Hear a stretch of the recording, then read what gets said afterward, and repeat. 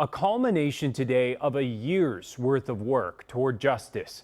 The man responsible for the worst act of political violence in our state's history was sentenced to 2 life sentences plus 40 years, the exact sentence prosecutors asked for. Several people spoke in federal court this morning before a judge handed down Vance Boelter's sentence.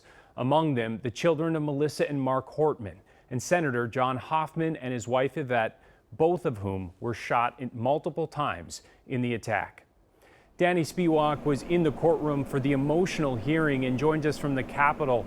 And Danny, I want to start here because there are not cameras allowed in courtrooms for these very emotional days. I know it was packed, so tell me what we couldn't learn from the many statements that we saw today. Yeah, Kent, I think there are really 2 things to focus on when you're talking about what the sentencing hearing was like. I mean, first, there was the obvious emotion and tension just around the fact that Vance Boelter was sitting in the same room as all these people that were victimized by his crimes that he's admitted to. And so there's the horrible tragedy of the lives that were lost and the lives that were altered.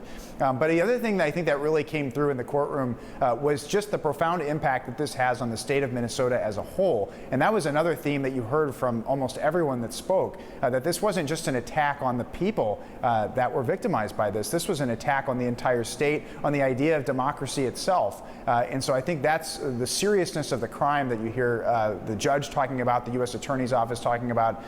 It takes it to just another level, and that was really reflected in the courtroom.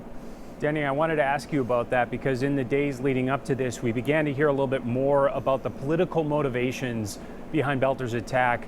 And that was addressed in some of those statements today, correct?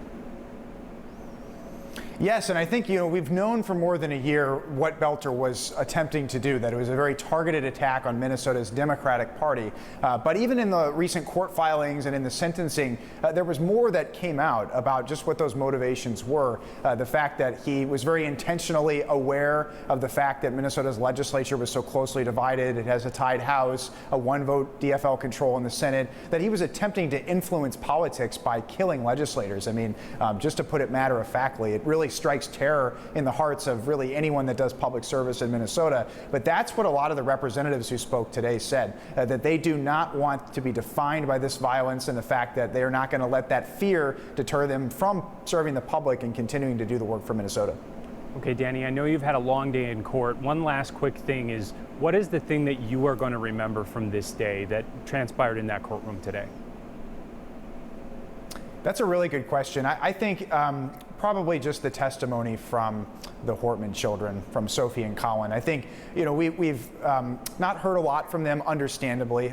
Difficult of a horrible year this has been for them. But really seeing them in court and seeing the impact this had, you know it when you hear about it, but when you see it, it just, it breaks your heart to see what they went through and just the impact that this is going to have on them for the rest of their life and for the entire family, for everyone that knew everybody involved. It's just an awful thing that happened. Absolutely. Thank you, Danny. Thank you for being there.